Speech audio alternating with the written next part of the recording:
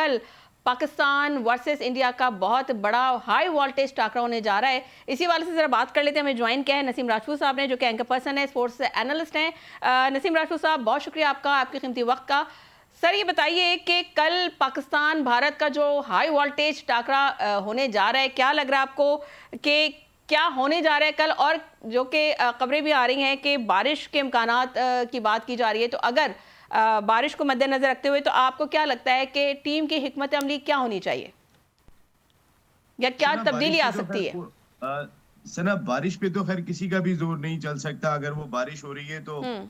पहले international cricket council को ये लाले पड़े हुए थे कि इंडिया पाकिस्तान मैच हो, पाकिस्तान मान जाए और खेल जाए। अब मेरे ख्याल है इंटरनेशनल क्रिकेट काउंसिल इस वक्त अल्लाह ताला के दरबार में दुआ मांग रही होगी कि बारिश सही। ना हो और मैच हो जाए, क्योंकि बहुत बड़ा नुकसान होगा इंटरनेशनल क्रिकेट काउंसिल का ब्रॉडकास्टर और कमर्शियल के थ्रू जो है। वो तो अब पाकिस्तान नहीं करा रहा, वो तो अब कुदरती तौर पे हो रहा है। तो इंटरनेशनल क्रिकेट काउंसिल को भी अपने करतूत बदल लेने चाहिए, ट्रू। जिसकी जरूरत दिखाई देती है। और इस सिलसिले में कल एक बड़ा इंपॉर्टेंट इजलास भी हो रहा है बिसाइड्स क्रिकेट से ना। वो हम्म। बहुत इंपॉर्टेंट है कि ठीक। जिसमें कई सारे क्रिकेट बोर्ड के सरबराह रहे, स्पेसिफिकली एशिया के जितने भी सरबराह हैं वो सारे लोग वहां मौजूद होंगे।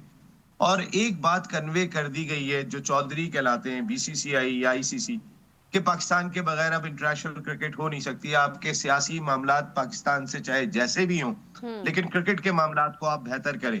तो उसी सिलसिले में मुलाकात हो रही है, क्योंकि पाकिस्तान के बगैर समझ में आ गया कि 10 तो टोटल मुल्क खेलते हैं।